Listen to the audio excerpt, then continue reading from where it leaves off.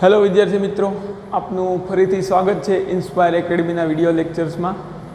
आगळना lecture में आपणे सदिशना प्रकार अने एकम सदिश विषे समजूती मेळवी हती, जेनुं फटाफट रिविजन करी लईए। तो एकम सदिश शुं छे अने सदिशना प्रकार जोया हता। तो तेमां सौप्रथम जोयुं हतुं समान सदिश, जेनुं मूल्य अने दिशा समान होय परंतु एक ज राशि दर्शावता होय तो तेवा सदिशने आपणे समान सदिश कहीशुं। पछी बीजू जोयुं हतुं आपणे समांतर सदिश, जे सदिशो एकबीजाने समांतर होय तेने समांतर सदिश कहीए। पछी आपणे जोयुं हतुं, आपणे लखता जईए। सौप्रथम आपणे सदिशना प्रकारनो अभ्यास कर्यो। तेमां सदिशना प्रकारमा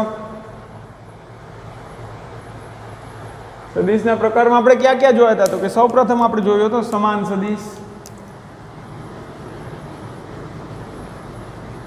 सदिश। बीजू आपणे अभ्यास कर्यो हतो समांतर सदिश। पछी एमां ज आपणे अभ्यास कर्यो हतो प्रति समांतर सदिश।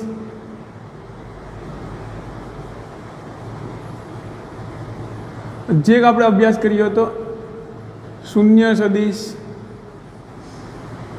शून्य सदिश तेने कहीशुं के जे सदिशनुं मूल्य शून्य होय, एनो मतलब कि जेनुं कांई अस्तित्व ज नथी। अने अन्य एक सदिश आपणे जोयो हतो एकम सदिश।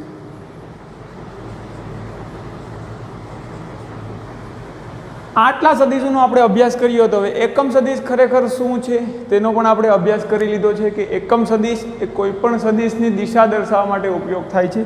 ए महत्वनी वस्तु छे। एकम सदिश आपणे याद राखीशुं के एकम सदिशनो उपयोग मात्र दिशा दर्शाववा माटे ज थाय छे। दिशा दर्शाववा,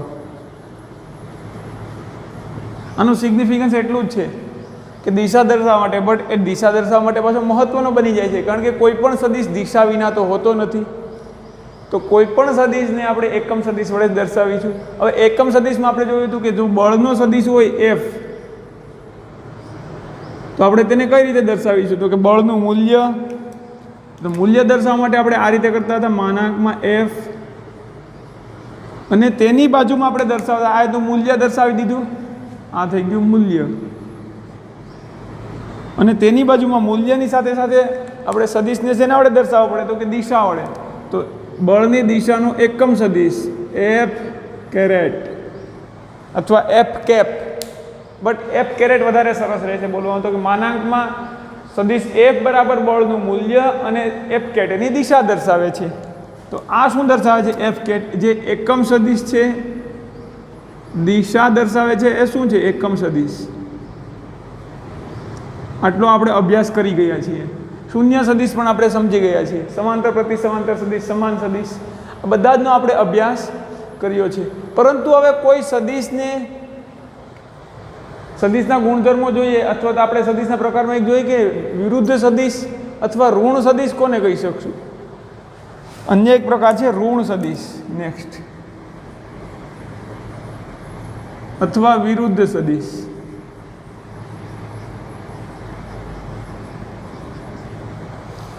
ઋણ સદિશ અથવા વિરુદ્ધ સદિશ, તો તેની સમજૂતી મેળવીએ। તો દાખલા તરીકે કોઈ એક બળનો સદિશ, આપણે વેગનો સદિશ લઈએ કે કોઈ એક વેગનો સદિશ જે પૂર્વમાં છે v1, વેગનો સદિશ પૂર્વમાં છે v1, એટલે કે પૂર્વ તરફ આપણે દર્શાવેલી છે આ દિશા, અને તેનું મૂલ્ય છે 20 મીટર પ્રતિ સેકન્ડ। તો v1 છે જે 20 મીટર આ મૂલ્ય દર્શાવે છે 20 મીટર પ્રતિ સેકન્ડ, આ v1 સદિશ દર્શાવે છે। એટલે કે આપણે v1 લખવું હોય તો આમ લખી શકીએ, સદિશ v1 બરાબર 20 મીટર પ્રતિ સેકન્ડ। બટ દિશા કઈ? આ તો મૂલ્ય થઈ ગયું। આપણે જાણીએ છીએ કે એક્સ વાય ઝેડ ત્રણ એક્સિસ હોય। આપણે એક્સ વાયની સમજૂતી મેળવી હતી કે એક્સ, એ પણ આપણે રિવિઝન કરી લઈએ કે આ રીતે આપણું એક્સ વાય હોય છે, એક્સ વાય સમતલ, વાય અહીંયા વાય ડેશ અથવા ઋણ વાય હોય છે, અહીંયા એક્સ ડેશ અથવા ઋણ એક્સ હોય છે। હવે આપણે એકમ સદિશ, તો જે બળની દિશા કઈ છે તે દિશાનો એકમ સદિશ। હવે એક્સ વાય સમતલમાં પણ આપણે એકમ સદિશને વ્યાખ્યાયિત કર્યા હતા। એક્સ વાય સમતલમાં પણ આપણે એકમ સદિશને વ્યાખ્યાયિત કર્યા હતા કે જો એક્સ દિશાનો એકમ સદિશ હોય તો તેને આપણે શું કહીશું? આઈ કેપ કહીએ। એક્સ દિશાના એકમ સદિશને આઈ કેપ કહીએ।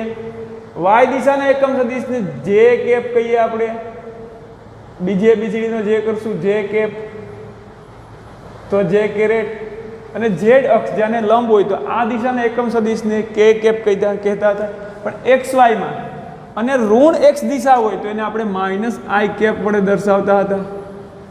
ઋણ જે દિશા હોય એટલે ઋણ Y, આ ધન Y તરફની દિશા છે, ઋણ Y તરફની દિશાનો એકમ સદિશ હતો માઇનસ જે કેપ, આપણે માઇનસ જે કેપ દર્શાવતા હતા. તો હવે વિદ્યાર્થી મિત્રો આ દિશાને આપણે ધન X લઈશું, આ દિશાને ઋણ X લઈશું, પહેલી દિશાને ધન જે ધન Y, નીચેની દિશાને ઋણ Y દિશા લઈશું. તો હવે પૂર્વ દિશા થઈ છે, આ દિશાને પૂર્વ કહેવાય, આપણે એ પણ લખી દઈએ એટલે હવે તકલીફ ન પડે કે આ દિશા છે પૂર્વ, આ કઈ થશે તો પશ્ચિમ, ઉત્તર અને નીચે દક્ષિણ, દખણનો ઉચ્ચ પ્રદેશ એના જેવું દક્ષિણ. તો હવે પૂર્વ દિશાને આપણે ધન X વડે દર્શાવીશું, વારે ઘડીએ પૂર્વ યુઝ નહીં કરીએ. તો મારે આ V1 ને કઈ રીતે દર્શાવવો પડે તો V1 ને મારે 20I કેપ એમ લખવું પડે. એટલે કે આ એનું મૂલ્ય થઈ ગયું, આ એની દિશા થઈ ગઈ 20I કેપ મીટર પ્રતિ સેકન્ડ. અને અન્ય એક વેગનો સદિશ છે વિદ્યાર્થી મિત્રો, કે અન્ય એક વેગનો સદિશ છે કે જે આ દિશામાં છે, પશ્ચિમ દિશામાં, તે V2 છે અને તેનું મૂલ્ય પણ 20 મીટર પ્રતિ સેકન્ડ છે, તેનું મૂલ્ય પણ 20 મીટર પ્રતિ સેકન્ડ છે. તો આ V2 ને આ V1 ને હું નીચે દર્શાવીશ. V1 આપણે લખીશું સદિશ V1 બરાબર, એક તો એનું મૂલ્ય કેટલું છે 20, દિશા કઈ છે I cap,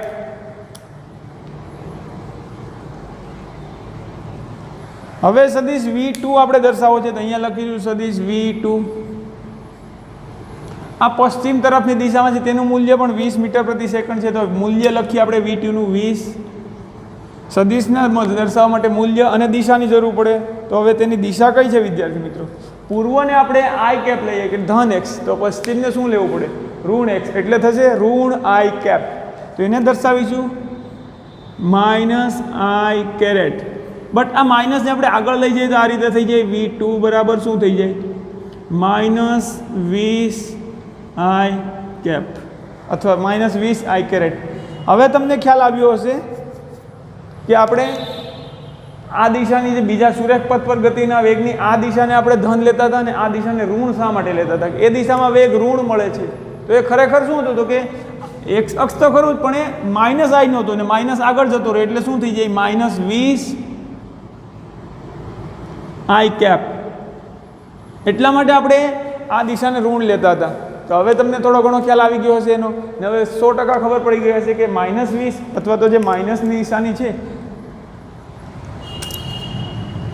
-20I caret V2 ને આપણે, કારણ કે આ દિશામાં છે માઇનસ એટલે કે ઋણ Xની દિશામાં છે, ઋણ Xની દિશા દર્શાવવા માટે આપણે -I દર્શાવીએ તો 20 -I કેરેટ એમ પણ લખીએ તો ચાલે, અથવા -20I કેરેટ, આ બંને ચાલે. બંનેનો મતલબ એક જ થાય છે કે 20 મીટર પ્રતિ સેકન્ડનો વેગ એ ઋણ X અક્ષની દિશામાં છે. તો હવે જો V1 અને V2 આપણે વિરુદ્ધ અથવા ઋણ એકબીજાના ઋણ સદિશ જોઈએ છે તો શું V1 અને V2 નો સરવાળો કરીએ આપણે વિદ્યાર્થી મિત્રો, સિમ્પલ વસ્તુ છે સદિશ સરવાળો. સિમ્પલ આપણે જો બેઝિક સરવાળો કરીએ તો 20 + 20 40 મીટર પ્રતિ સેકન્ડ થઈ જાય. પણ જો V1 અને V2 નો સદિશ સરવાળો કરીએ આપણે, V1 અને V2 નો સદિશ સરવાળો કરીએ તો આપણને શું મળે 0 મળે. હવે એના સદિશ સરવાળા કેમ કરવા આગળના નિયમ આપણે જોઈશું. સદિશ V1 વત્તા સદિશ V2 આપણને મળશે 0. તો જો V1 અને V2 નો સરવાળો કરવાથી 0 મળે છે તો આ બંને સદિશ એકબીજાના ઋણ સદિશ કહેવાય. એટલે કે આપણે આવું લખી શકીએ સદિશ V1 બરાબર -V2, V2 આ બાજુ આવે તો સદિશ V1 બરાબર આ -V2 લખ્યું છે. એમાં એક વસ્તુ ખાસ નોંધવી કે બંનેની દિશા તો પરસ્પર વિરુદ્ધ છે, એટલા માટે ઋણ અથવા વિરુદ્ધ સદિશ નથી, પરંતુ બંનેના મૂલ્ય પણ જો V1 કેટલું મળે છે, V1 નું મૂલ્ય કેટલું છે તો કે 20 મીટર પ્રતિ સેકન્ડ, 20 મીટર પ્રતિ સેકન્ડ. તેવી જ રીતે V2 નું મૂલ્ય કેટલું છે મૂલ્ય છે એટલે માનાંકમાં દર્શાવવું પડે, એ પણ 20 મીટર પ્રતિ સેકન્ડ છે. મૂલ્ય ધન કે ઋણ ન હોય, આ ઋણ કે ધન આખો સદિશ દર્શાવવા માટે ધન ઋણ થાય, મૂલ્ય તો બંનેના 20 થાય. તો બંને સદિશને એકબીજાના ઋણ સદિશ અથવા એકબીજાના વિરુદ્ધ સદિશ ક્યારે કહીશું? કે v1 બરાબર -v2 ક્યારે કહી શકીએ? સદિશ v1 બરાબર માઇનસ સદિશ v2 તો જ કહી શકીએ કે જો બંને સદિશના મૂલ્ય સમાન હોય અને બંનેની પરસ્પર દિશા વિરુદ્ધ હોય. આટલી વસ્તુ વિદ્યાર્થી મિત્રો આપણે ક્લિયર થઈ ગયા બાદ હવે એક નવો કન્સેપ્ટ જોઈએ કે બે સદિશ વચ્ચેનો ખૂણો કોને કહીશું આપણે? બે સદિશ વચ્ચેનો ખૂણો.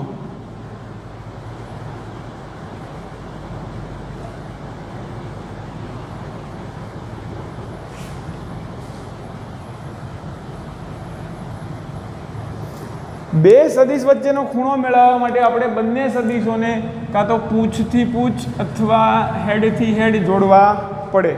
એક વસ્તુ ખાસ નોંધી લઈએ કે બે સદિશનો ખૂણો મેળવવા માટે બંને સદિશોને કાં તો પૂંછડાથી પૂંછડા, પૂંછથી પૂંછ અથવા શીર્ષથી શીર અથવા મસ્તકથી મસ્તક, માથે માથું કપાઈ જાય એમ હવે યુદ્ધ કરે પૂંછથી પૂંછ અથવા મસ્તકથી મસ્તક જોડવા પડે.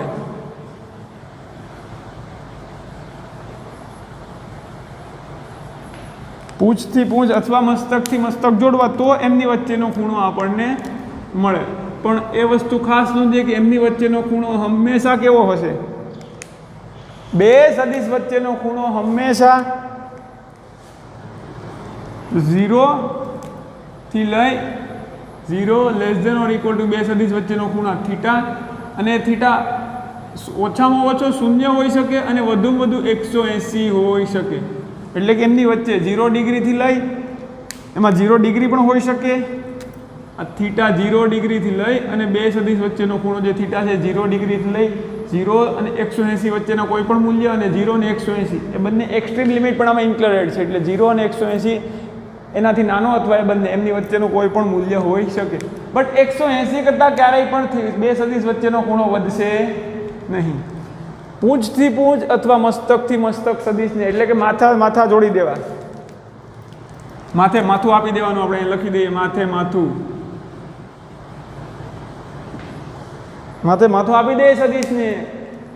આમાં આપી દઈએ એટલે સદિશ ખબર પડી જાય કે કોના વચ્ચે કેટલો ખૂણો છે.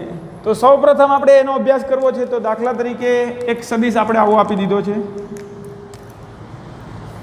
સદિશ A, જે ધન x અક્ષ સાથે, સદિશ A ધન x અક્ષ સાથે ધારો કે 30 ડિગ્રીનો ખૂણો બનાવે છે.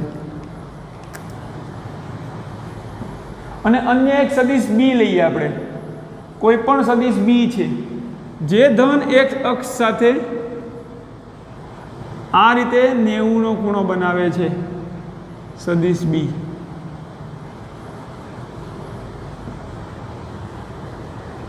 તો સદિશ A અને B વચ્ચેનો ખૂણો જોઈતો હોય આપણે, સદિશ A અને B વચ્ચેનો ખૂણો, તો શું કરવું પડે? કાં તો આ બંનેને પૂંછથી પૂંછ જોડો અથવા મસ્તકથી મસ્તક જોડો. બટ બેટર, સૌથી વધારે સરસ વસ્તુ એ છે કે તેને પૂંછથી પૂંછ જોડી દઈએ, બંનેના પૂંછડા એકબીજાને જકડીને બાંધી દઈએ. તો પહેલાં સદિશ A ડ્રો કરીએ આપણે. તો કે સદિશ A કેવો છે? આ ધન x અક્ષ સાથે કેટલો ખૂણો બનાવે છે? 90 ડિગ્રી. સોરી, ધન x અક્ષ સાથે સદિશ A 30 ડિગ્રીનો ખૂણો બનાવે છે. અને હવે આ A દોરાઈ ગયો. હવે સદિશ B ને હું વિદ્યાર્થી મિત્રો રેડ પેનથી ડ્રો કરું છું, બ્લેક પેનથી. સદિશ B ને, આ સદિશને ઉપાડીને આના પૂંછડા પર મૂકવાનો છે. આ તો આપણો થઈ ગયો સદિશ A. હવે સદિશ B ને એક્ઝેક્ટલી આખો ઉપાડી અહીંયાથી ને પૂંછડા પર મૂકીએ તો અહીંયાથી આવશે આ સદિશ B. સોરી, સદિશ B સ્ટ્રેટ નથી થતો, એના પૂંછડા પર મૂકી દીધું. આ થઈ ગયો આપણો સદિશ B. તો બંને સદિશને આપણે પૂંછથી પૂંછ જોડ્યો તો આપણને ખબર છે કે સદિશ B આખો કેટલો ખૂણો બનાવે છે. આ સદિશ B જે આખો ખૂણો બનાવે છે એ કેટલો છે વિદ્યાર્થી મિત્રો? 90 ડિગ્રી. આ આટલો 30 છે, તો આ કેટલો હોય? આ ખૂણો કેટલો હોય? A અને B વચ્ચેનો 60 ડિગ્રી. તો આપણે લખી શકીએ કે સદિશ A અને સદિશ બી વચ્ચેનો ખૂણો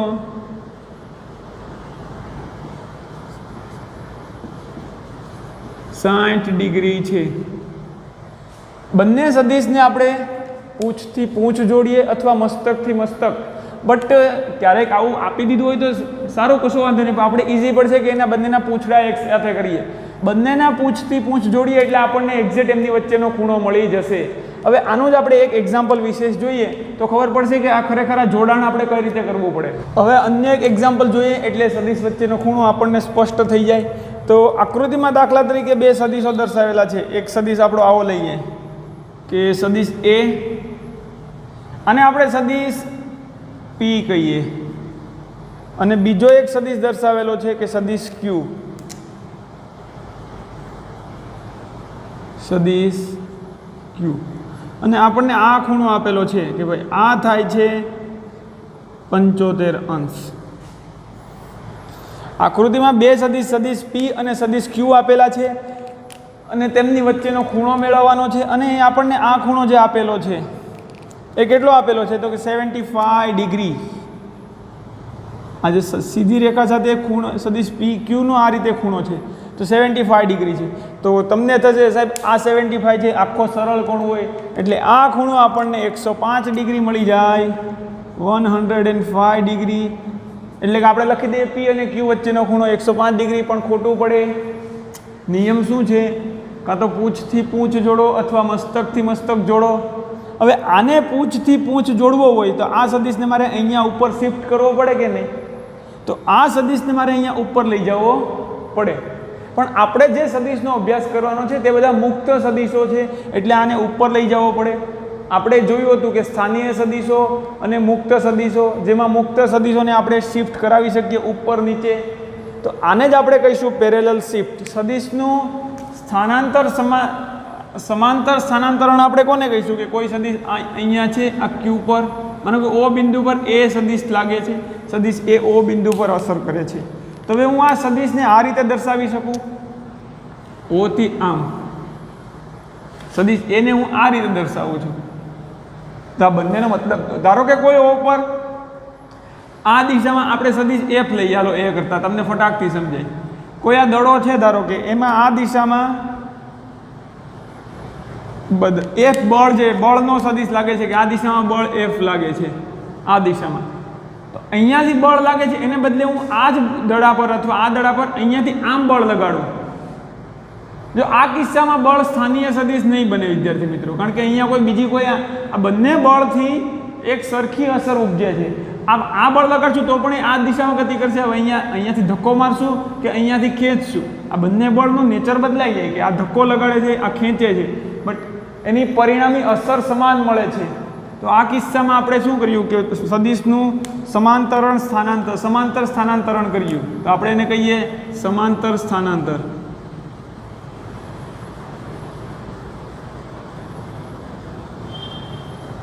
આ સદિશને આપણે અહીંયા હતો એને બદલે અહીંયા શિફ્ટ કરી દીધો. તો ખરેખર શું કર્યું આપણે કે અહીંયા હતો એ સદિશને આપણે જ્યાં બ્લેકમાં અહીંયા સદિશ એફ કર્યો, એટલે ખરેખર તો કે જે આ સદિશ અહીંયા હતો એને ઉપાડી અને અહીંયા આમ ગોઠવી દીધો, સદિશ એફ. ખરેખર આ હતો પહેલાં, હવે આને હટાવી દીધો એટલે અહીંયા ઉપાડીને ગોઠવી દીધો. તો એ સદિશનું સમાંતર સ્થાનાંતરણ કર્યું છે. તો હવે સદિશના બે સદિશ વચ્ચેનો ખૂણો મેળવવા માટે આપણે એને સદિશને પૂંછથી પૂંછ અથવા મસ્તકથી મસ્તક જોડવા છે તો તેમનું સમાંતર સ્થાનાંતર કરવું પડશે. તો હવે આ ક્યુનું સમાંતર સ્થાનાંતર કરીને મારે જે બિંદુ ઓ પર લાગે છે અહીંયા ઓ પર જે સદિશ લાગે છે પી અને ક્યુ, તો આ જો ક્યુનું હેડ અહીંયા છે એટલે કે ક્યુનું મસ્તક અહીંયા છે, જ્યારે અહીંયા પાછી પીની પૂંછડી છે. મસ્તક અને પૂંછડી સાથે કરવાના નથી. પૂંછથી પૂંછ જોડો તો આપણે શું કરશું, પહેલાં સદિશ ક્યુ દર્શાવીએ, પી કોઈ પણ દર્શાવીએ. તો પહેલાં હું સદિશ પી દર્શાવું છું આ રીતે. આ થઈ ગયો આપણો સદિશ પી. હવે વિદ્યાર્થી મિત્રો આ સદિશ ક્યુને અહીંયાથી ઉપાડીને આપણે અહીંયા લઈ જવાનો છે. તો કેમ થશે, જે અહીંયાથી છે એને બદલે હવે આ રીતે મૂકી દઈએ સદિશ ક્યુ. આ થઈ ગયો આપણો સદિશ ક્યુ. તો હવે આપણે આ ખૂણો કેટલાનો મળે છે એ ચેક કરવાનું છે.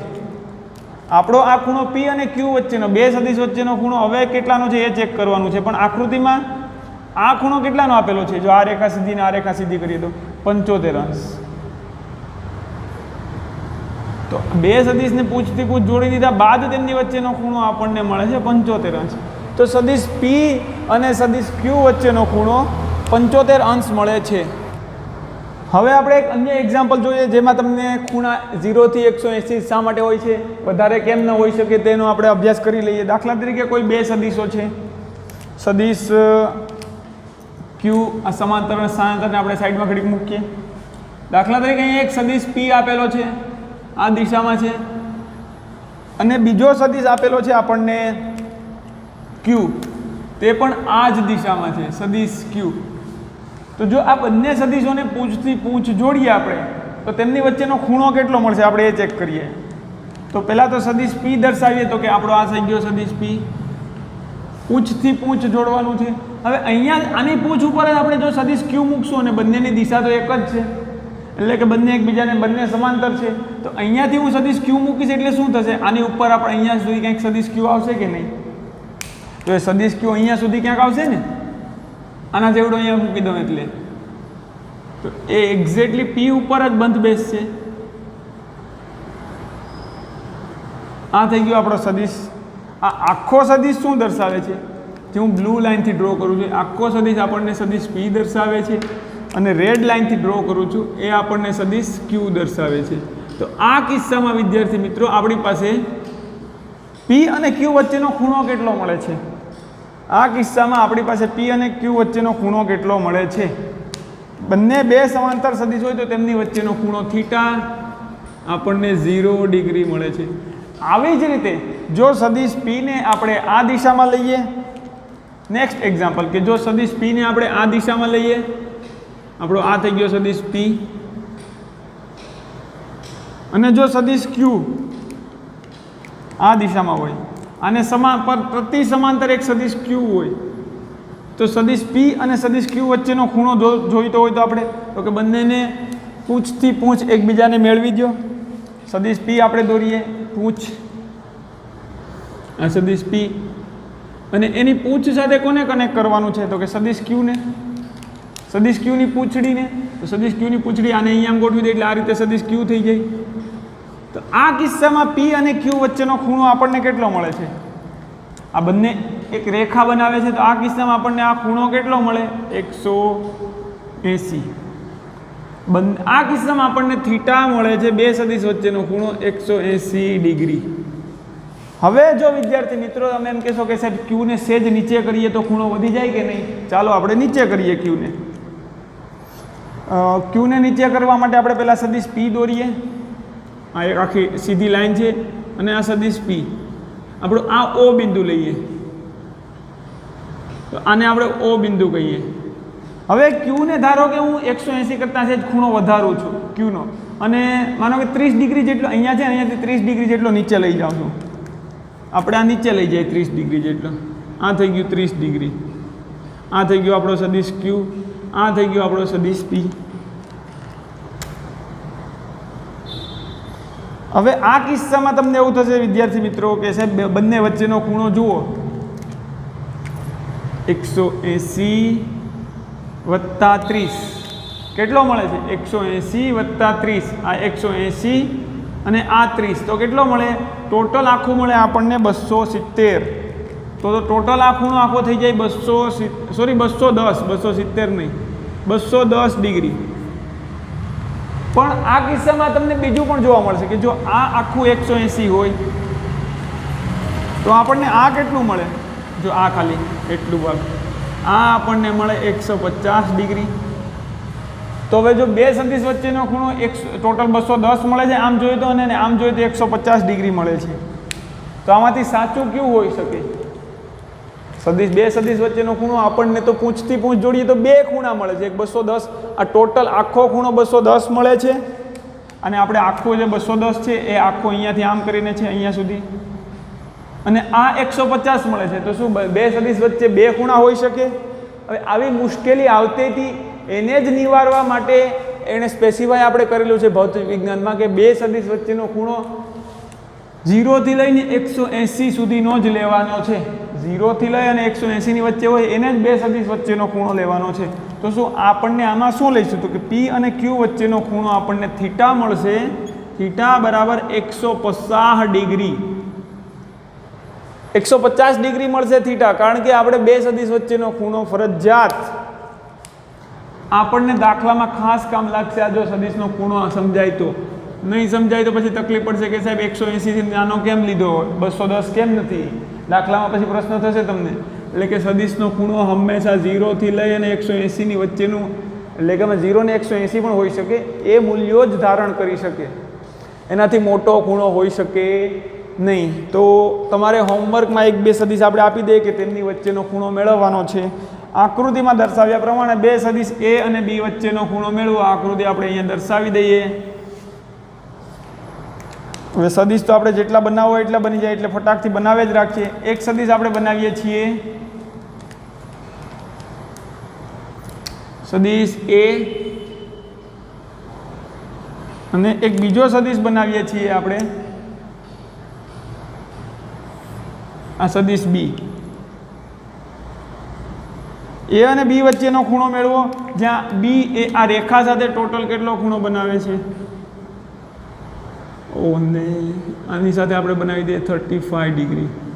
A અને B વચ્ચેનો ખૂણો મળવો. બીજું કે બે સદિશો, એક સદિશ આમ છે, બીજો સદિશ આમ છે, અને આ એક રેખા છે. તો આપણને આ ખૂણો આપી દીધો છે 40 અંશ, આ ખૂણો પણ આપી દે તમને 80 અંશ. તો સદિશ x અને સદિશ y વચ્ચેનો ખૂણો મેળવો. x અને y વચ્ચેનો ખૂણો મેળવો આપણને.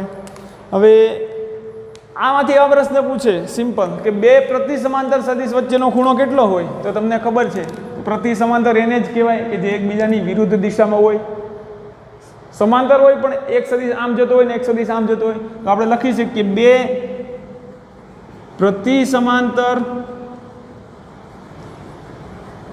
સદિશ વચ્ચેનો ખૂણો કેટલો હોય છે.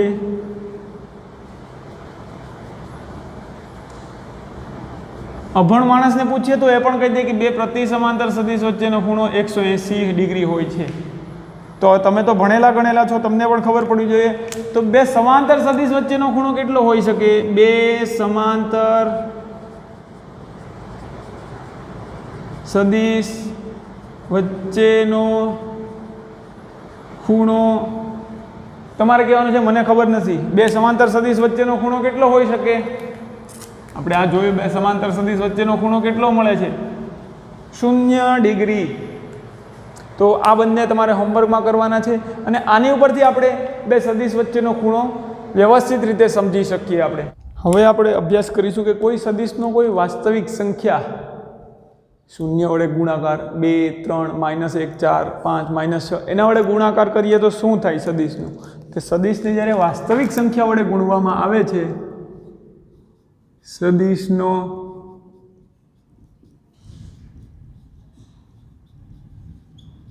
વાસ્તવિક સંખ્યા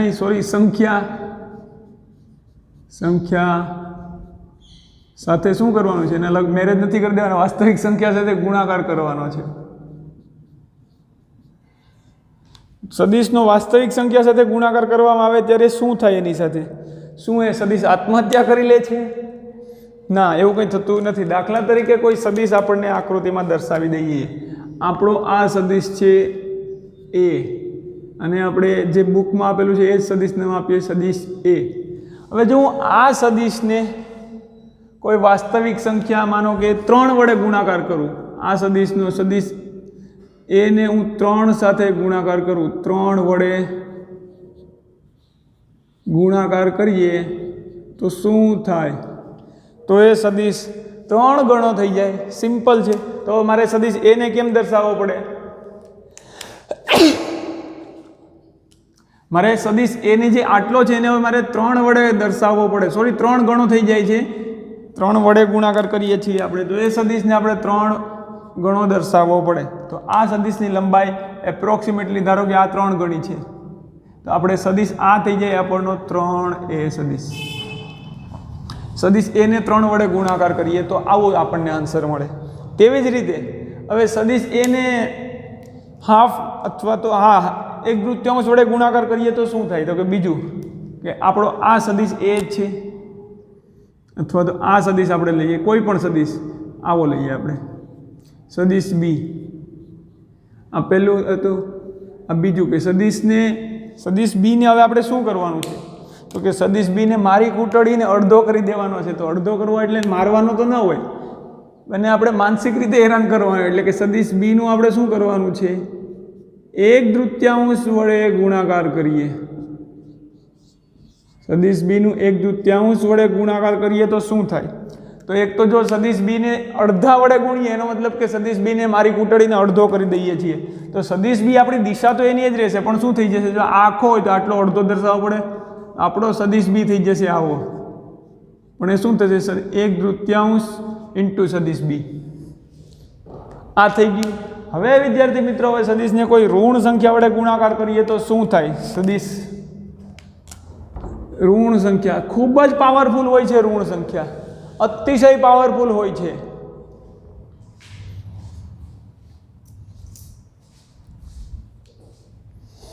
ઋણ સંખ્યા એટલી બધી પાવરફુલ હોય કે સદિશને દિશા બદલાવી નાખે, ઢીકો મારે ભેગો. આપણે ન કે ઢીકો મારીને શ્વાસ કાઢી નાખે. આપણે કોઈ એક સદિશ લઈએ, ધારો કે સદિશ c. સદિશ c ને શું થાય? લાલચ આપે. કોણ? રાજુભાઈ એમ કહે છે કે સદિશ c ને આપણે c ને કહે છે હું તને ગુણાકાર કરી દઉં છું, તારું કદ વધારી દઉં છું, પણ એ શું કરે કે સદિશ c ને -3 વડે ગુણાકાર. સદિશ c નો -3 વડે ગુણાકાર કરે છે. એ 3 ગણો તો કરશે જ, પણ આ ઋણ 3 વડે. આ નિશાની જે -3 છે એ ઋણ નિશાની એટલી બધી પાવરફુલ હોય છે કે આ સદિશ c ને 3 ગણો તો કરી દે, પણ એની દિશા આખી બદલાવી નાખે. તો હવે સદિશ c જો આટલો હોય તો આનો 3 ગણો કંઈક આ રીતે થશે, અને આપણે 3 ગણો સદિશ આ રીતે દર્શાવીએ. આ લંબાઈ 1, 2 અને 3c જેટલું. બટ હવે એ ઋણ 3c થઈ ગયો છે, એટલે કે સદિશને 3 વડે તો ગુણીએ છે, પણ જો માઇનસ સંખ્યા વડે ગુણવામાં આવે તો તેની દિશા ઉલટાઈ જાય. જે હોય એના કરતાં 180 ડિગ્રી યુ ટર્ન લઈ લે સદિશ, ઋણ સંખ્યા વડે ગુણવામાં આવે તો સદિશનો વાસ્તવિક સંખ્યા વડે આપણે આ રીતે ગુણાકાર કરી શકીએ. અને આપણે અવતારવી શકીએ કોઈ પણ સદિશને વાસ્તવિક સંખ્યા જે કોઈ પણ આપણે બુકમાં આપેલી છે કે લેમડા વડે ગુણાકાર કરવામાં આવે તો એ લેમડા ગણો થાય છે, અને જે દિશામાં લેમડા હોય છે એ દિશામાં એ સદિશની દિશા રહે છે. માનો કે લેમડા ધન હોય તો સદિશ એની એ દિશામાં રહે, લેમડા ઋણ હોય તો એ સદિશની દિશા ઉલટાઈ જાય. સિમ્પલ વસ્તુ છે. બુકમાં આવું કહ્યું છે કે કોઈ વાસ્તવિક સંખ્યા લેમડા વડે ગુણાકાર કરીએ તો સદિશની દિશા, જો લેમડા ધન હોય તો લેમડા ધન અને 1 કરતાં મોટો હોય તો સદિશનો મૂલ્યમાં વધારો થાય અને દિશા એની એ રહે.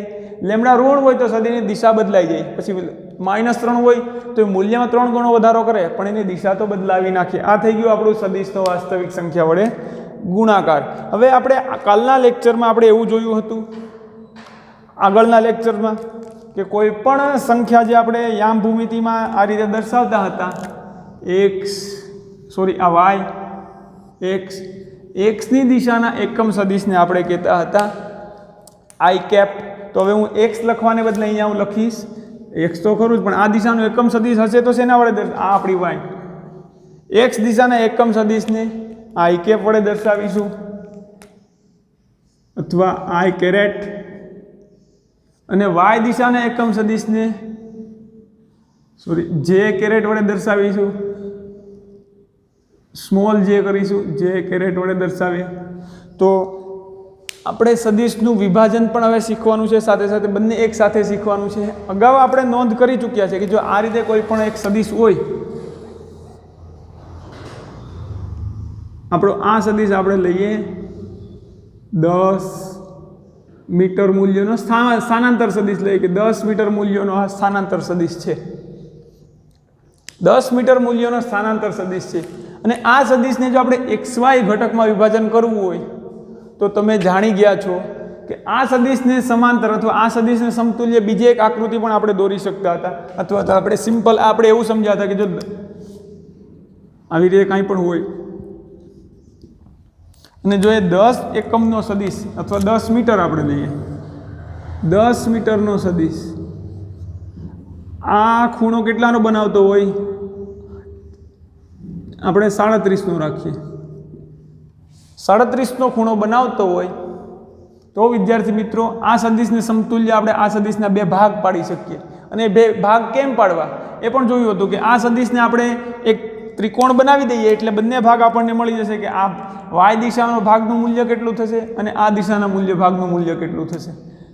એ સ્થાનાંતર વડે સમજ્યા હતા આપણે કે જો આ અહીંયા સ્થાનાંતર કરીને પછી આમ સ્થાનાંતર કરીએ, બે સ્થાનાંતર કરીએ તો પણ એ O થી B સુધી પહોંચતા હતા.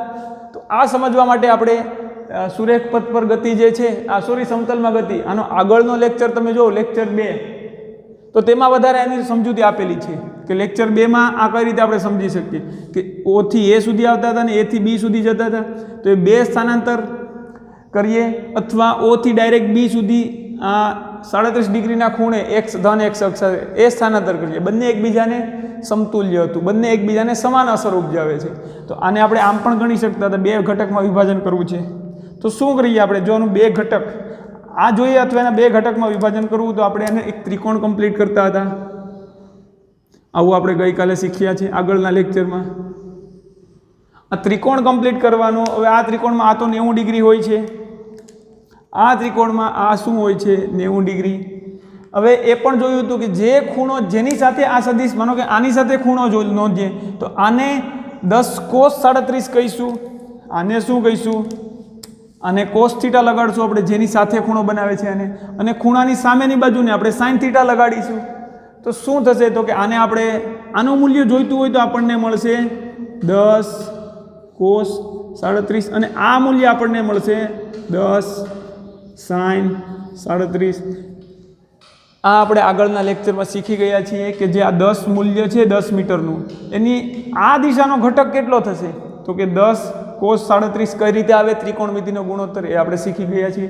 અને આ ખૂણાની સામેની જે બાજુ છે એ ઘટક આપણો થશે 10 sin 37. હવે cos 37ની મૂલ્ય આપણને વિદ્યાર્થી મિત્રો ખબર છે કે cos 37નું મૂલ્ય આપણને મળતું હતું 4/5. તો આપણે લખીએ 10 4/5, 5 5 હટી જાય, 5 2 10 એટલે આપણને મળશે 8 મીટર.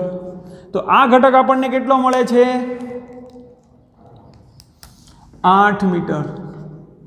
અને આ ઘટક 10 sin 37નું મૂલ્ય છે 3/5.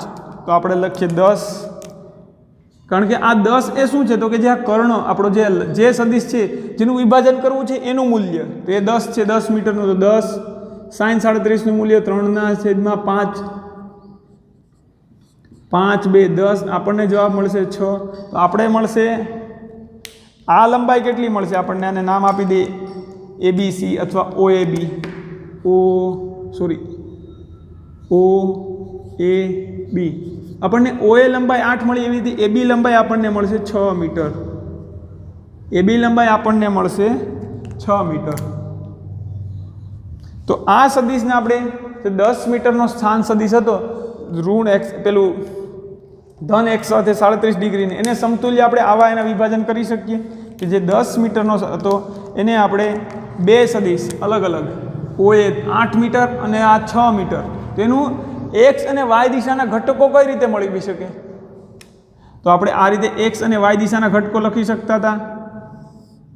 આપણું 8 મીટર થઈ ગયું અને આ થઈ ગયું, આ આપણે લખી શકીએ 6 મીટર.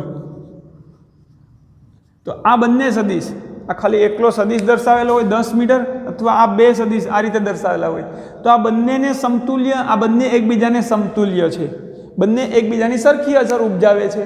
તો આ બંને આ ટૂંકમાં 10 મીટરના આપણે આ બે ભાગ કર્યા કહેવાય, સદિશના ઘટકો બનાવ્યા છે એમ કહેવાય. તો આને આપણે વાય દિશાના ઘટક જે છે, આપણે આ દિશાનો ઘટક ઉપર તરફનો આ સદિશનો, એને આપણે કહીશું વાય ઘટક. અને x દિશાનો ઘટક છે તેને આપણે શું કહીશું? x ઘટક. ઘટક એટલે બીજું કશું નહીં, એક દિશામાં એનો પાર્ટ અને y દિશામાં એનો ભાગ. હવે આ વિદ્યાર્થી મિત્રો એમ પણ સમજી શકીએ આપણે કે જો આ એક જાતે y દિશા x દિશામાં એનો પડછાયો અને y દિશામાં એનો પડછાયો છે, દાખલા તરીકે આ 10 મીટર છે તો અહીંયા આપણને શું મળે? x દિશાનો ઘટક. આપણે આ વસ્તુને આપણે ઉપર દર્શાવીએ તો કે x દિશાનો ઘટક આપણને આ રીતે આ 10 મીટરને અહીંયા લખી દઈએ તો x દિશાનો આપણને ઘટક શું મળે છે? અહીંયાથી આપણે આમ આગળ જઈએ, x દિશાનો ઘટક આટલી લંબાઈનો જ મળશે ને. આને આપણે બ્લેક પેનથી ડ્રો કરીએ અને સોરી એ y દિશાનો ઘટક હતો ને આપણો આ થઈ જશે x દિશાનો ઘટક. તો આનો x દિશાનો ઘટક આપણને કેટલો મળશે? આ રીતે મળશે. બ્લેક કલરથી હું ડ્રો કરું છું. x દિશાનો ઘટક આ થશે આપણને 8 મીટર અને આ થશે એનો y દિશાનો ઘટક. તો y દિશાનો કેટલો ઘટક મળે છે?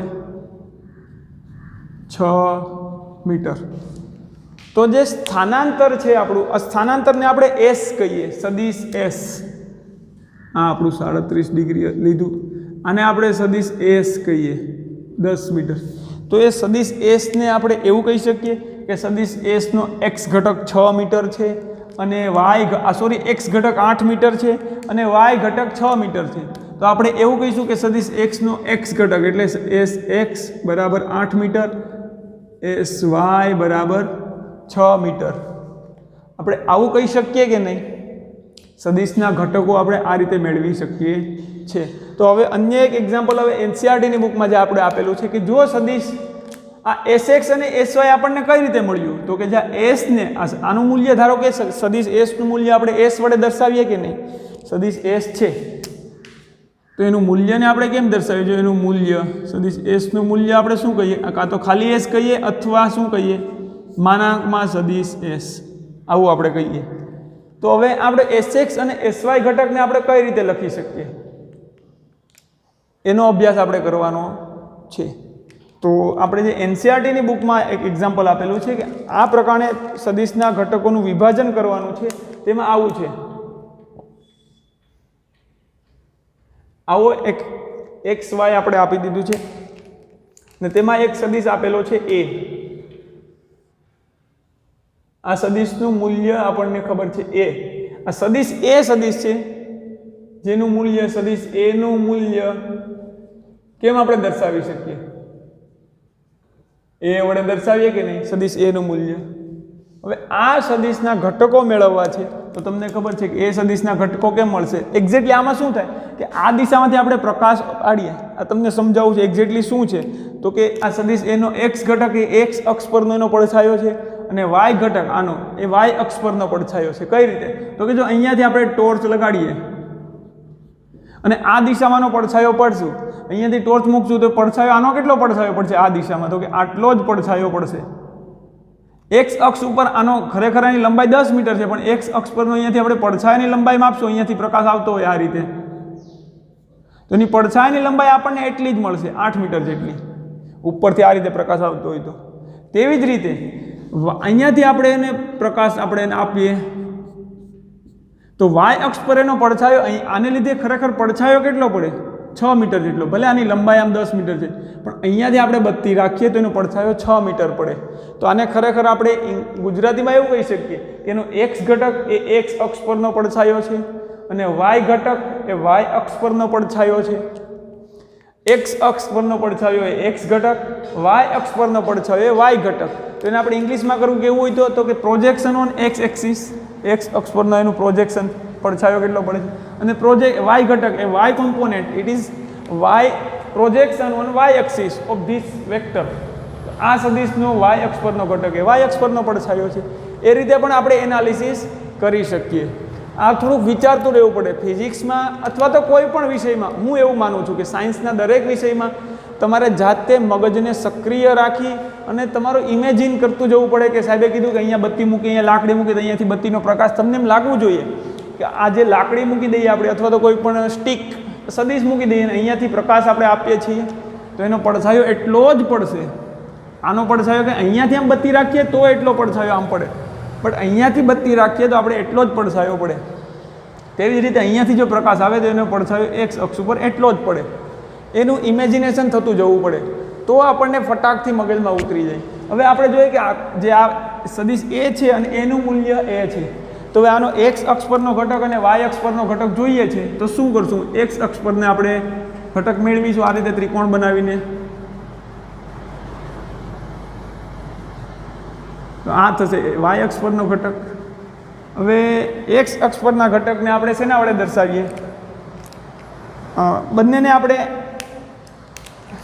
વાય અક્ષ પરના ઘટકને રેડ વડે દર્શાવીએ, રેડ પેન વડે. આ થઈ ગયો એનો એ વાય, અને એક્સ અક્ષના ઘટકને આપણે બ્લેક પેન વડે દર્શાવીએ તો આ થઈ જશે એનો, સોરી અહીંયા પૂરો થઈ જશે એ એક્સ. આ થોડુંક આપણે એક્સટેન્ડ કરી દઈએ. આ એક્સ એક્સિસ આ વાય એક્સિસ એકબીજાને ઇન્ટરસેક્ટ કરે છે. હવે જો વિદ્યાર્થી મિત્રો આ એ સદિશ એ આની લંબાઈ કેટલી હોય તો કે આના મૂલ્ય એ જેટલી, સદિશ એ દર્શાવે છે એનું લંબાઈ એના મૂલ્ય એ જેટલી હોય, અને જો એ એક્સ અક્ષ સાથે થીટા ખૂણો બનાવે, ધન એક્સ અક્ષ સાથે થીટા ખૂણો બનાવે. હવે પછી તમારે આનું એનાલિસિસ કરવાનું છે કે અહીંયા થીટા ખૂણો બનતો હોય તો આને આપણે શું કહીશું? દાખલા તરીકે હવે ત્રિકોણમાં ફરીથી સમજાવી દઈએ કે આને આપણે ઓ નામ આપીએ, એ બી, OAB નામ આપી દઈએ. અને ત્રિકોણ OABમાં આપણે જો આ ખૂણો તો કેટલાનો હશે? 90 હશે એ ખૂણો. તો ત્રિકોણ OABમાં આપણે સાઇન થીટા લગાડીએ તો શું મળશે આપણને? ત્રિકોણ OABમાં સાઇન થીટા આપણે જોઈએ. ત્રિકોણ OABમાં સાઇન થીટા બરાબર થીટાની સામેની બાજુ BA એ ખરેખર કેટલી હશે? સોરી, આને એ એક્સ કહેવાનું ભૂલાઈ ગયું મને. આ BA એ ખરેખર AY, આ AY લંબાઈ હોય તો BA ની લંબાઈ કેટલી થાય? BA ના છેદમાં OB. પરંતુ BA ની લંબાઈ કેટલી થશે? આ AY જેટલી થશે. તો આપણે લખીશું સાઇન થીટા બરાબર AY. OB ની લંબાઈ કેટલી હોય? A ના મૂલ્ય જેટલી, એટલે A બરાબર સાઇન થીટા. હવે AY ને સૂત્રનો કરતા બનાવીએ તો આપણે શું લખી શકીએ? AY બરાબર એ અહીંયા ગુણાઈ જાય, નીચે લખીએ. આપણે AY નો સૂત્રનો કરતા બનાવીએ AY ને આપણે લખી શકીએ AY બરાબર આ એ ક્યાં જાય? આ એ નું શું થાય? એ આની સાથે ગુણાઈ જાય, A સાઇન થીટા. AY બરાબર A સાઇન થીટા. અને કોસ થીટાનું સૂત્ર મૂકીએ આપણે. કોસ થીટા બરાબર શું થાય? કોસ થીટા બરાબર પાસેની બાજુ છેદમાં કર્ણ OA ના છેદમાં OB. તેથી કોસ થીટા બરાબર OA કેટલું છે? AX જેટલું, અને OB કેટલું છે? A જેટલું. હવે આની ઉપરથી આપણે જો A ને સૂત્રનો કરતા બનાવીએ અથવા તો AX ને સૂત્રનો કરતા બનાવીએ તો આપણે લખી શકીએ AX બરાબર, એ ફરીથી અહીંયા આ પદ લખું છું, કોસ થીટા બરાબર AX ના છેદમાં A.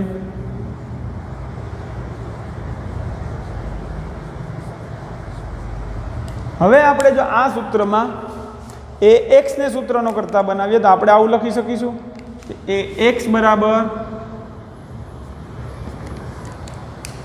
આ એ કેપિટલ A જે છે અહીંયા, આ કેપિટલ A આની સાથે શું થશે? ગુણાકારમાં આવી જશે. આ ખરેખર A છે. કેપિટલ A શું થશે? તો કે આ કોસ થીટાની સાથે ગુણાકારમાં આવશે તો આપણે લખીશું A કોસ થીટા. તો આપણે એના ઘટકો મળી ગયા AX અને AY. AX અને AY બે ઘટકો મળી ગયા. તો અહીંયા AX ની બદલે આપણે અહીંયા બીજું લખી શકીએ. શું લખી શકીએ? A cos theta. અને AY ઘટક એની જગ્યાએ આપણે લખી શકીએ A સાઇન થીટા, જે આગળ તમને સમજાવેલું છે. આ થિયરી તો હવે તો તમને ફટાકથી સમજાઈ જાય. A sine theta. તો આ લંબાઈ કેટલી હશે? આ A ના મૂલ્ય જો A હોય તો A ના મૂલ્યનો સાઇન થીટા કરી આવે એની સાથે A સાઇન થીટા જેટલી હશે આ લંબાઈ.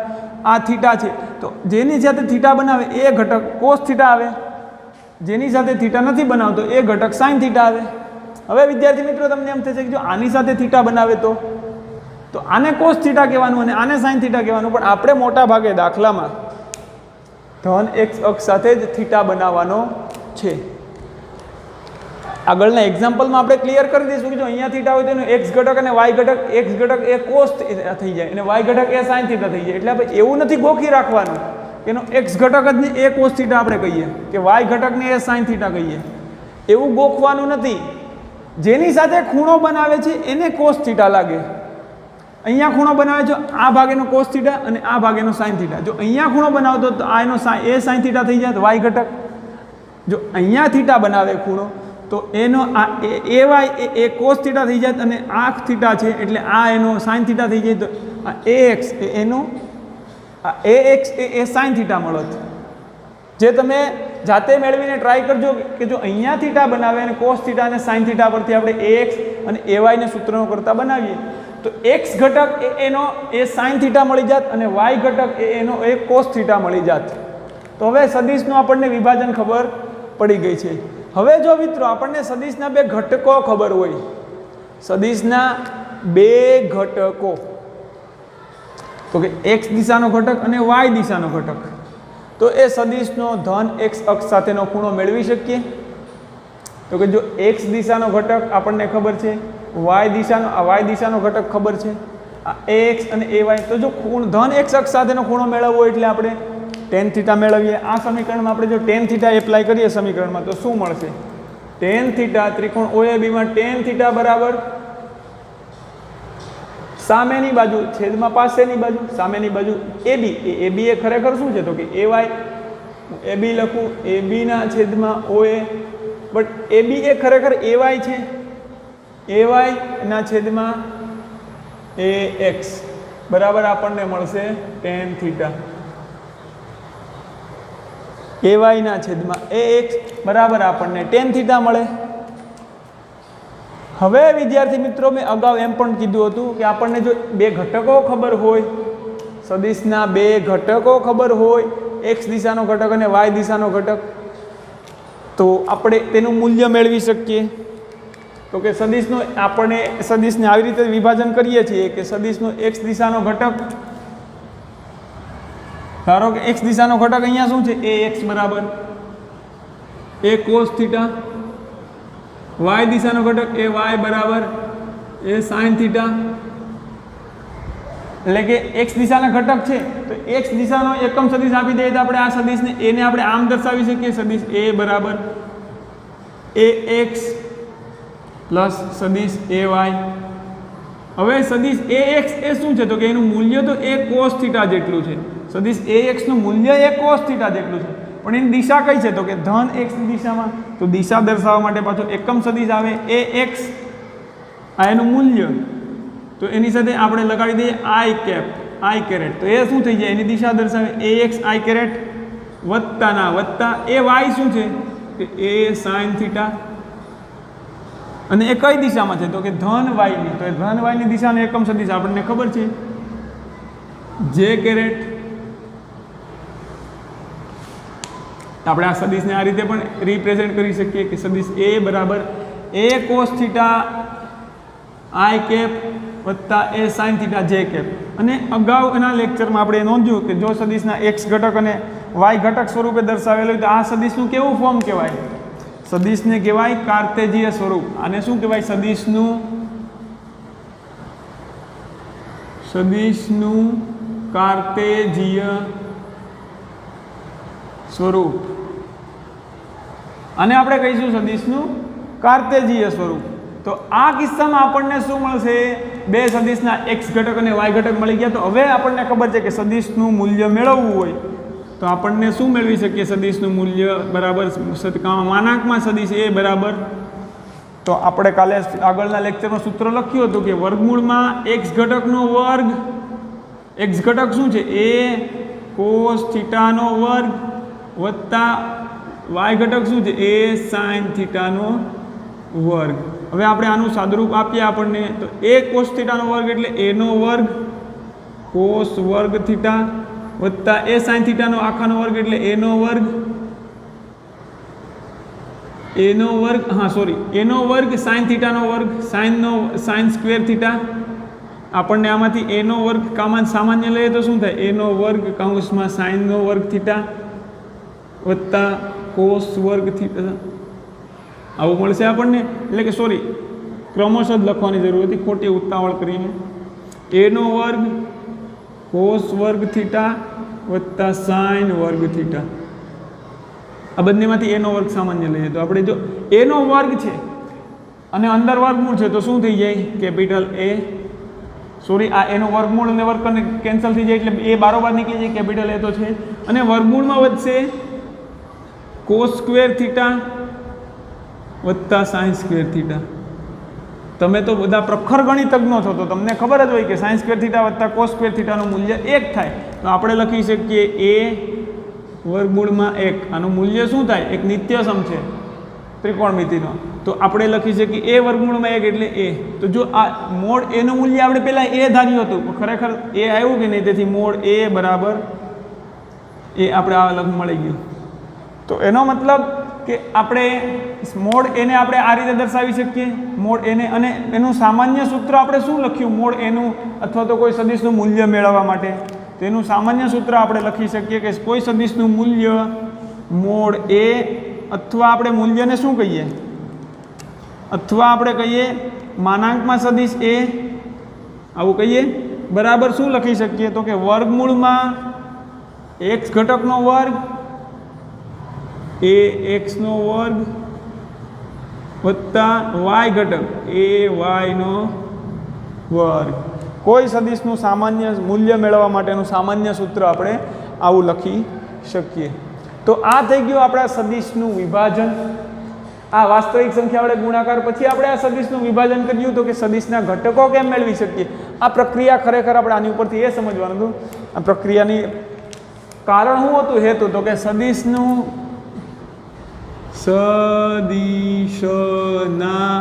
ઘટકો મેળવવા અથવા સદિશનું વિભાજન, બંનેમાંથી કંઈ પણ કહીએ આપણે ચાલે. સદિશનું વિભાજન આમ કરી શકીએ અથવા સદિશના ઘટકો આમ મેળવી શકીએ. સદિશનું કાર્તેય સ્વરૂપ આપણે આગળના લેક્ચરમાં પણ જોઈ ગયા છે અને હજુ એના 1-2 એક્ઝામ્પલ વિસ્તૃત અભ્યાસ કરીએ એટલે સદિશના કાર્તેય સ્વરૂપનું સંપૂર્ણ ખ્યાલ આવી જાય. આપણે સદિશના કાર્તેય સ્વરૂપ માહિતી તો મેળવી દીધી છે, જો કે સદિશનું કાર્તેય સ્વરૂપ કોને કહેવાય, સદિશનું કાર્તેય સ્વરૂપ વિશે આપણે માહિતી સંપૂર્ણ છે. પણ હવે થોડું વિસ્તૃત અભ્યાસ કરીએ કે કાર્તેય સ્વરૂપમાં સદિશ હોય તો તેને આપણે મૂલ્ય કઈ રીતે મેળવીએ સદિશનું, સદિશની દિશા અથવા સદિશની ધન x અક્ષ સાથેનો ખૂણો કઈ રીતે મેળવીએ તેનો અભ્યાસ કરીએ. ત્યારબાદ આપણે કાર્તેય સ્વરૂપના થોડા ઘણા એક્ઝામ્પલ જોઈએ એટલે વિસ્તૃત વધારે સ્પષ્ટ થશે કાર્તેય સ્વરૂપ. જ્યારે કોઈ સદિશ, દાખલા તરીકે એ સદિશ કોઈ આપેલો છે આપણને, સદિશ a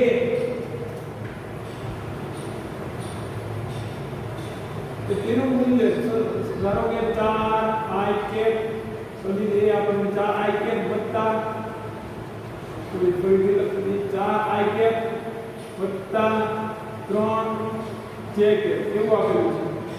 i કેપ અને j કેપ હું લખું છું, તમને થાય છે ભૂલી ગયા. i કેપ વત્તા 4i કેપ વત્તા 3j કેપ ને આપણે રેડ થી દર્શાવીએ તો તમને વધારે મજા પણ આવે ને સમજાય. 3j cap. તો આમાં સદિશ a આપણને કાર્તેય સ્વરૂપે આપેલો છે કે 4i કેપ વત્તા 3j કેપ. આને આપણે સદિશનું કાર્તેય સ્વરૂપ કહેવાય. i કેપ અને j કેપના સ્વરૂપમાં દર્શાવેલું. એનો મતલબ કે આ સદિશનો x અક્ષની દિશામાં ઘટક 4 છે, 4 એકમ કંઈક છે, અને y અક્ષની દિશામાં ઘટક 3 એકમ છે. હવે જો આ સદિશનું મૂલ્ય મેળવવું હોય તો એ પણ તમને આવડે છે કે એ સદિશનું મૂલ્ય શું થશે. સદિશ a નું મૂલ્ય આપણે મેળવીએ તો એને આપણે આમ લખીએ અથવા આપણે લખીએ માનાંકમાં સદિશ a બરાબર શું લખવાનું તો કે વર્ગમૂળમાં x અક્ષનો વર્ગ, સોરી વર્ગમૂળમાં x ઘટકનો વર્ગ, x ઘટક એટલે 4. એમાં વિદ્યાર્થી મિત્રો i ને આપણે ઇન્ટર કરવાનું છે વત્તા y ઘટકનો વર્ગ 3. આનો વર્ગમૂળ તો તમને ખબર છે, પાયથાગોરસ ત્રિકોણની છે એટલે જાતે કહી દેજો કે આનું મૂલ્ય 5 આવે.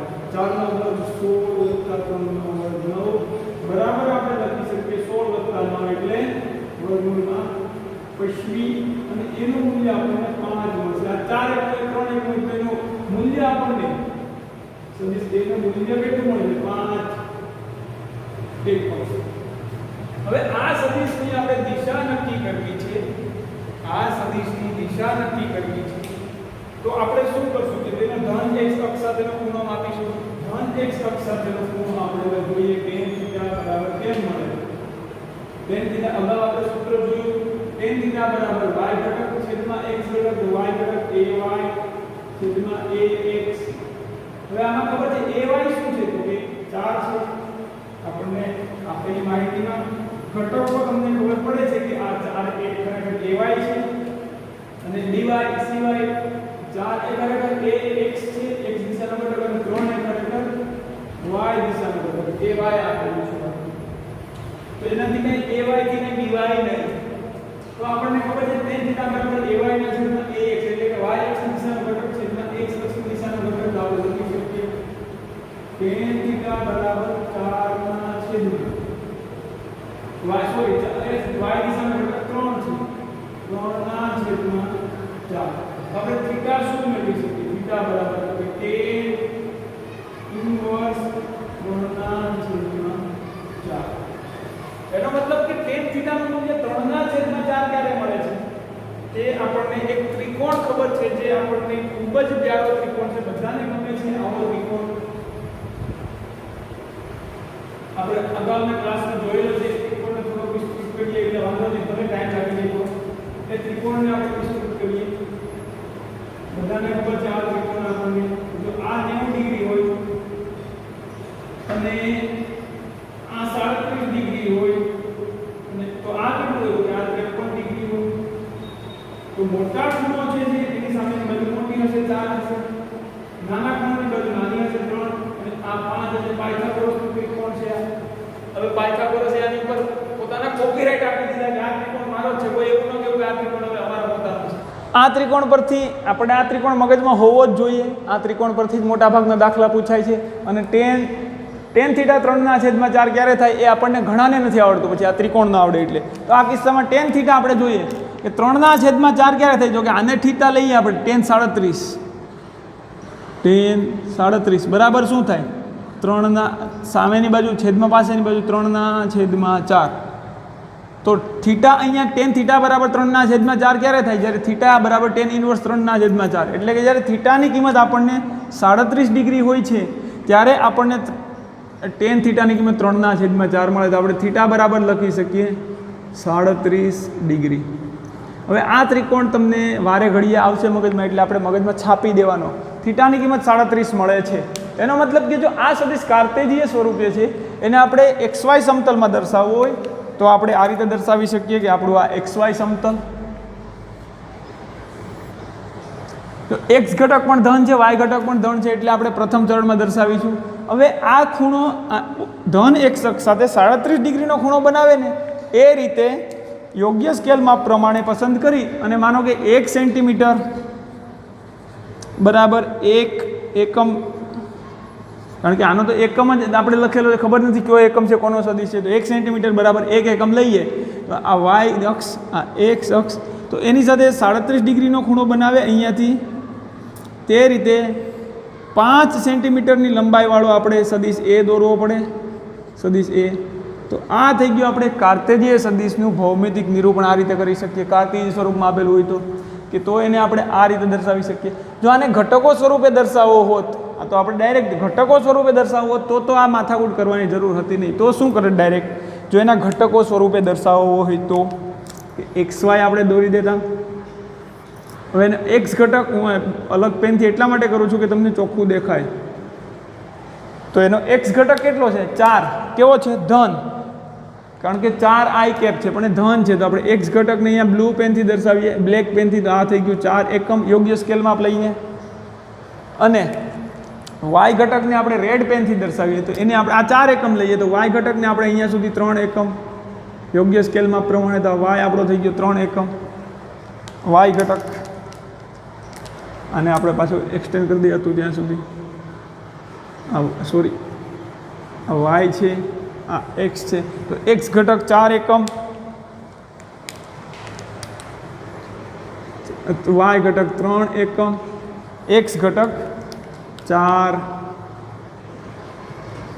આની ઉપરથી વિદ્યાર્થી મિત્રો તમને થોડો ઘણો આઈડિયા આવી જશે કદાચ કે જો બે સદિશના સરવાળા કરવા છે એ બે સદિશથી એક ચોરસ કે લંબચોરસ કે બંને સદિશને સમાંતર રીતે એક પેલું જોડવાના બંને બાજુઓને. ધારો કે આ ખરેખર આ બે સદિશ અલગ અલગ, માનો કે આપણે આ એવું વિચારીએ કે બે બળ હતા, કે એક બળ આમ લાગતું હતું ને એક બળ આમ લાગતું હતું, તો એનું પરિણામી બળ કેટલું લાગે છે? તો કે 5 એકમ, આ 4 એકમ છે, આ 3 એકમ છે, એનું પરિણામી બળ આપણને 5 એકમ લાગે છે. અને કઈ દિશામાં? તો કે ધન એક્સ અક્ષ સાથે 33 ડિગ્રીનો ખૂણો બનાવે, 37 ડિગ્રીનો, એ રીતે પરિણામી બળ લાગતું હતું. તો આપણે એવું વિચારીએ કે જો આ બંને સદિશોને હટાવી, આ બંને કોઈ કણ પર જો એક 3 એકમનું બળ લગાડે, એને લંબ 4 એકમનું બળ લગાડે, તો એ કણ જે દિશામાં 4 એકમનું બળ લગાડે એનાથી 37 ડિગ્રીના ખૂણે જે દિશા મળે એ દિશામાં બળ લાગશે, પરિણામી બળ. તો આપણે એવું નક્કી કરી શકીએ કે જો એનું પરિણામી બળ મેળવવું હોય તો આ જે બે ઘટકો છે એને આપણે આને સમાંતર એક લાઈન ડ્રો કરીએ અને આ ઘટકને સમાંતર એક લાઈન ડ્રો કરીએ, તો જે આકૃતિ મળે, ચોરસ મળે, સમાંતર બાજુ ચતુષ્કોણ મળે, સમબાજુ ચતુષ્કોણ, લંબચોરસ કે કશો પણ, એ આકૃતિનો આપણે આ વિકર્ણ દોરીએ, વિકર્ણ, એને અથવા આપણે કર્ણ કહીએ, સોરી વિકર્ણ જ કહીશું, કર્ણ તો ત્રિકોણમાં હોય, એ આકૃતિનું આપણે વિકર્ણ દોરીએ તો વિકર્ણ એ એનું પરિણામી બળ, પરિણામ અથવા પરિણામી સદિશ આપે છે. વિકર્ણ એ પરિણામી સદિશ આપે છે. તો હવે તમે વિદ્યાર્થી મિત્રો આ બાબતે થોડી ઘણી સ્પષ્ટતા થઈ ગયા બાદ આપણે, હું તમને જો આવું કહી દઉં, આ નથી પ્રશ્ન કે કોઈ એક કણ પર, દાખલા તરીકે આ કણ પર એક આમ બળ લાગે છે અને એક બળ આમ લાગે છે,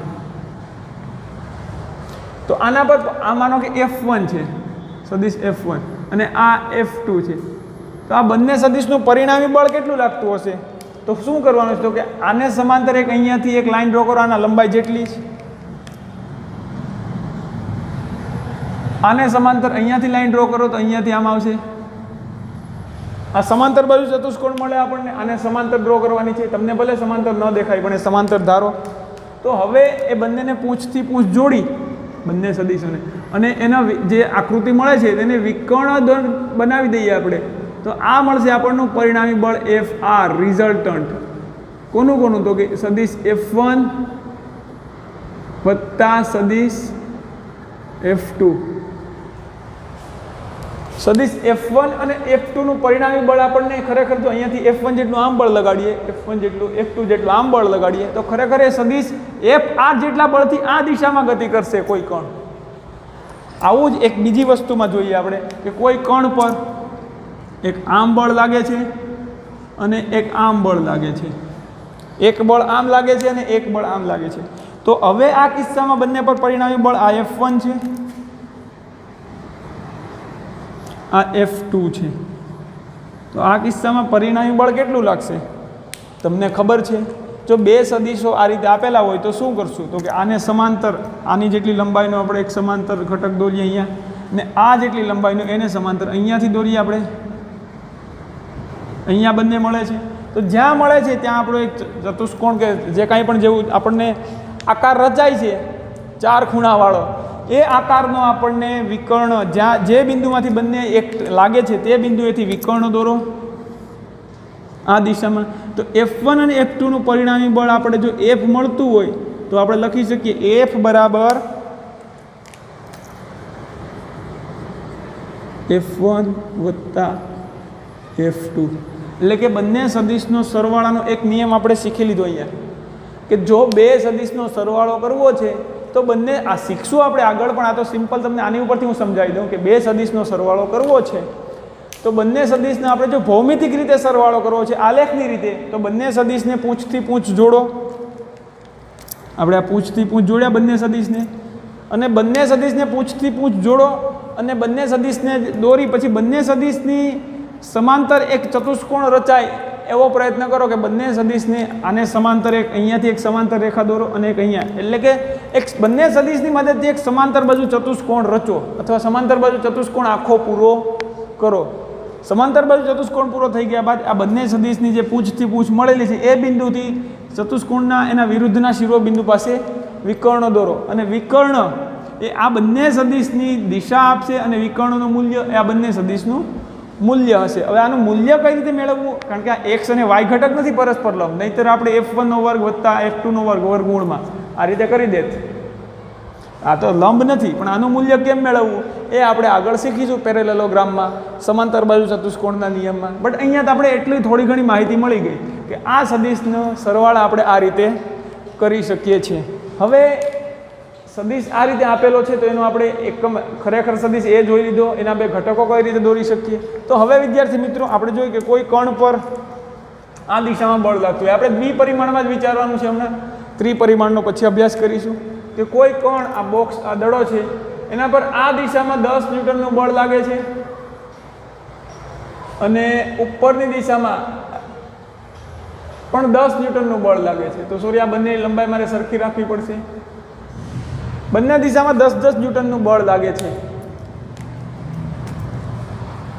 જો આ પરસ્પર લંબ છે વિદ્યાર્થી મિત્રો, એ ખાસ યાદ રાખવું. મેં જોયું કે જો બંને મૂલ્યો સમાન હોય તો એનું પરિણામી બળ આ બંને વચ્ચેના ખૂણાને, જો બંને મૂલ્યો સમાન હોય તો, જો બંને મૂલ્યો સમાન હોય તો એમનું પરિણામી બળ એ બંનેને ખૂણાને જે રીતે દુભાગે એ દિશામાં હશે. પણ આપણને આને પહેલાં તો આપણે કાર્ટેશિયન સ્વરૂપે કેમ દર્શાવી શકીએ આ બળને? તો આ બળને આપણે દર્શાવી શકીએ સદિશ F. બે બળ ખરેખર એમ છે તો કે આપણે પહેલાં તો F1 દર્શાવીએ, આને આપણે F1 કહીએ અને આને આપણે F2 કહીએ. તો સદિશ F1 બરાબર આપણે શું લખી શકીએ? 10. આ તો એનું મૂલ્ય છે ન્યૂટન, પણ એની દિશા કઈ છે? 10 I કેપ, I કેરેટ. એવી જ રીતે F2 છે તો F2 સદિશ દર્શાવો છે તો સદિશને આપણે F2 સ્વરૂપે સદિશ સ્વરૂપે લખીએ તો એનું મૂલ્ય તો 10 છે, પણ એની દિશા કઈ છે? જે કેરેટ, જે કેપ. તો હવે આ બંને સદિશને આપણે F1 અને F2 કદાચ અસર લગાડીએ, અથવા આ ખરેખર જો x અને y દિશાના ઘટકો છે તો આ સદિશ આપણે એવું લખી શકીએ કે આ બંને કોઈ એક સદિશ F ના x અને y દિશાના ઘટકો છે. જો x અને y દિશામાં છે એટલે આ રીતે હોત તો આપણે એમ ન કહી શકીએ કે F1 અને F2 એ F ના x અને y દિશાના ઘટકો છે, કારણ કે આ બંને ઘટક પરસ્પર લંબ નથી. પણ અહીંયા લંબ છે તો આપણે એવું કહી શકીએ કે F1 અને F2 એ કોઈ F ના x અને y દિશાના ઘટકો હોય. જો x અને y દિશાના ઘટકો હોય તો આપણે એ F ને કાર્ટેશિયન સ્વરૂપે કેમ દર્શાવી શકીએ? F ના ઘટકો F1 અને F2 હોય તો, કારણ કે F1 અને F2 પરસ્પર લંબ છે એટલે આપણે એના જો F1 અને F2 ને કોઈ F ના ઘટકો સ્વરૂપે દર્શાવીએ, કોઈ બળ F ના, આ F1 F2 F ના ઘટકો F1 અને F2 હોય તો આપણે શું લખી શકીએ? અને F1 કઈ દિશાનો ઘટક છે? x દિશાનો. આપણને ખબર છે કે સદિશ F બરાબર આપણે એવું લખી શકીએ, સદિશ F બરાબર F1 વત્તા F2. તો સદિશ F બરાબર આપણે શું લખી શકીએ? F1 કેટલું છે? 10 I કેપ વત્તા F2 કેટલું છે? 10 J કેપ. હવે I કેપ અને J કેપ આપણે દર્શાવી દઈએ. આ થઈ ગયું આપણું I કેપ અને આ થઈ ગયું આપણું J કેપ. જે કેમ નથી થતો? બીજી ABCDનો કરવાનો વિદ્યાર્થી મિત્રો, J કેપ. તો સદિશ F ને આપણે જો આ રીતે હોય તો સદિશ F ને આપણે આકૃતિ પરથી કાર્ટેશિયન સ્વરૂપે દર્શાવી શકીએ. હવે તમને કાર્ટેશિયન સ્વરૂપે આપેલ હોય તો તેની આકૃતિ દોરી શકો કે નહીં? હવે જો આ બંને ઘટકો પરસ્પર લંબ છે તો જે F હશે એ કઈ રીતે હશે? તો કે આ બંનેનો ખૂણો 90 છે તો એની સાથે 45નો ખૂણો અહીંયાથી પણ 45 બને અને અહીંયાથી પણ 45 બને એ દિશામાં હશે. કાર્ટેશિયન મળી ગયું તો આ કાર્ટેશિયન સ્વરૂપથી તો તમે એનું મૂલ્ય પણ મેળવી શકો, એની દિશા પણ મેળવી શકો. પણ જો આ બંને સદિશ સમાન હોય, બંનેનું મૂલ્ય સમાન હોય તો એમની વચ્ચે એક્ઝેક્ટ અડધો ખૂણો બનાવે, બંને સાથે સમાન ખૂણો બનાવે એ દિશામાં F હશે, પરિણામી બળ F હશે. તો આ F નું મૂલ્ય પણ તમે મેળવી શકો. F નું મૂલ્ય મેળવવું હોય તો શું કરવાનું છે? તો કે મોડ F બરાબર વર્ગમૂળમાં x ઘટકનો વર્ગ 10નો વર્ગ વત્તા 10નો વર્ગ, અને આપણે આવું લખી શકીએ 2 વખત 10નો વર્ગ, એટલે 10નો વર્ગમૂળ ને વર્ગમૂળ હટી જાય એટલે 10 વર્ગમૂળમાં 2 સદિશ એનું મૂલ્ય એકમ અથવા આપણે ન્યૂટન કહી દઈએ તો આનું મૂલ્ય મળી જાય. તો આનું મૂલ્ય આપણને કેટલું મળે છે? 10√2 ન્યૂટન. આ એનું મૂલ્ય થઈ ગયું. તો હવે વિદ્યાર્થી મિત્રો આપણી પાસે સદિશનું કાર્ટેશિયન સ્વરૂપ આપેલું હોય તો તેનું મૂલ્ય આપણે આ રીતે મેળવી શકીએ, x ઘટકનો વર્ગ વત્તા y ઘટકનો વર્ગ અને તેમનું વર્ગમૂળ. અને જો તેનું મૂલ્ય કાર્ટેશિયન સ્વરૂપનું આપેલું હોય અને આકૃતિ ભૌમિતિક આકાર આપેલો હોય તો તેને કાર્ટેશિયન સ્વરૂપે આપણે આ રીતે દર્શાવી શકીએ. તો આગળના એક્ઝામ્પલનો અભ્યાસ આપણે નેક્સ્ટ લેક્ચરમાં કરીશું.